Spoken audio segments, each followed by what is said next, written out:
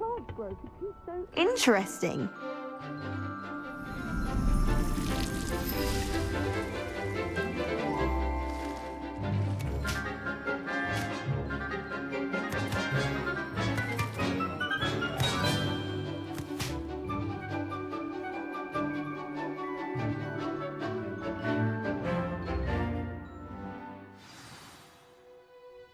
How wonderful to see you again.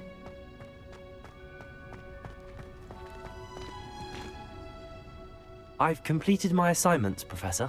Pleased to hear it. Professor Weasley will be too. I'll be sure to let her know how well you're coming along. Thank you, Professor. Professor Hecat tells me she taught you Levioso, so you should be ready for a more advanced levitation charm.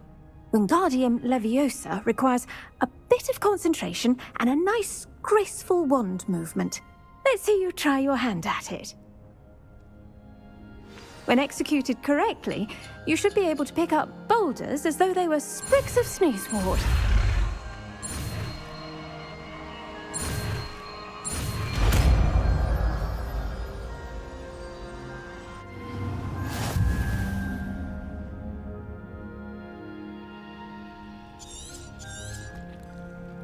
Well done!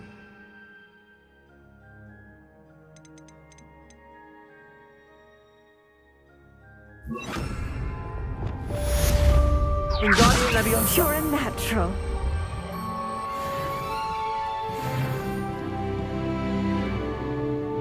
Professor Garlick, a moment of your time? The plants are resting, so now's as good a time as any. I was wondering, what made you want to teach herbology? How lovely of you to ask. I've always had an affinity for greenery, so this situation is a bit of a dream come true. After graduation, I was thrilled to be asked to step in for my old herbology professor. He'd had a slight accident, you see. Oh dear. A shame for him, but it worked out well for you. Well, he never cared, really cared for the plants, and they could sense it. Oh, you'd be surprised how perceptive a plant can be. At any rate, the trouble began one day when he cut into a wigan tree. Unfortunately for him, its leaves were hiding a bowtruckle. You may recall the marvellous creatures that resemble a twig. The little beast gouged the professor's eyes quite fiercely, but terrifying, I'd imagine. Likely for the professor, too. And that's when you took over as the herbology professor? Well, not quite. After 3 weeks at St. Mungo's, my predecessor regained a tiny bit of his eyesight. He insisted on returning to the greenhouse. Within a week, he claims by accident, kicked a Chinese chomping cabbage, so it was back to St. Mungo's for him. What a string of bad luck. Well, I felt awful for him, but I dare say I felt a bit more sympathy for the cabbage. Upon his discharge from the hospital, his indifference to plants had turned to utter disdain.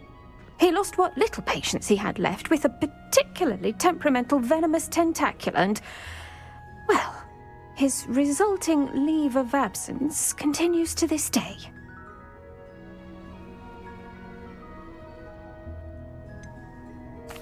I had no idea. How awful. Last I heard, he'd gone to Romania. As rumour would have it, he'd developed a sudden interest in dragons. One can only hope he found more happiness working with them than he did with Flora. Lovely speaking with you. Have a wonderful day. Oh, and remember, be kind to your wigan trees.